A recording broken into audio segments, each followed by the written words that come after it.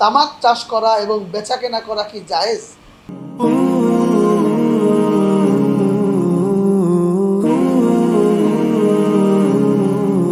প্রিয় ভাই, তামাক বা টোবাকো এটা নেশাদার দ্রব্য। যারা পান খায়, যারা গুল ব্যবহার করে, যারা হুক্কা বা আগের যুগের এই ধরনের গুড়গুড়ি যারা টানে, কিংবা যারা বর্তমান সময়কার আধুনিক বিড়ি সিগারেট ব্যবহার করে, ধূমপান করে, এরা প্রত্যেকেই কিন্তু এই তামাক ব্যবহার করে।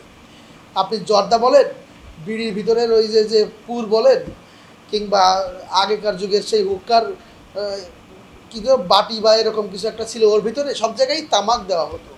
তামাক হচ্ছে একটা নেশাদার দ্রব্য, যেটা বর্তমান সময়কার অধিকাংশ হক্কানি ওলামা ইকরামের ফতোয়া হচ্ছে তামাক যেহেতু মানুষের জন্য ক্ষতিকর এবং এটা নেশা চলে আসে, একটা নির্দিষ্ট মাত্রায় তামাক সেবন করলে মানুষের সেন্স হারিয়ে যায়, সুতরাং তামাক ব্যবহার করা হারাম।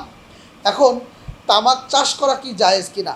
প্রিয় ভাই, যদি আপনি তামাক চাষ করে সরাসরি টোবাকো কোম্পানি যারা বিড়ি সিগারেট গুল এই ধরনের জিনিস তৈরি করে এদের কাছে বিক্রি করেন, সেক্ষেত্রে বাংলাদেশের বড় বড় স্কলারদের ফতোয়া হচ্ছে আপনার তামাক চাষ করা এবং বিক্রি করা হালাল হবে না। তবে তামাক শুধুমাত্র এই নেশার কাজে ব্যবহার হয় না, অনেক ঔষধ, অনেক কীটনাশকের কাজেও তামাক ব্যবহার হয়। যেমন তামাক দিয়ে কীটনাশক তৈরি করে কিন্তু আমাদের ধান, এরপরে আপনার পানের বরজ, তারপরে এই ধরনের অনেক রকম ফসল আছে যে ফসলগুলিতে কীটনাশক ব্যবহার করা হয়, যে কীটনাশক তামাক দিয়েই তৈরি করা হয়। সুতরাং যদি আপনি নির্দিষ্ট করে না জানেন যে আপনার এই তামাকটা কারা কিনছে, টোবাকো কোম্পানি কিনছে নাকি কীটনাশক কোম্পানি কিনছে, আপনি জানেন না, আপনি বিক্রি করে দিচ্ছেন পাইকারের কাছে, সে নিয়ে যেখানে বিক্রি করতেছে এরকম যদি হয়, সেক্ষেত্রে আপনার এই তামাক ব্যবহার করা, তামাক উৎপাদন করা এবং বিক্রি করা বৈধ হবে।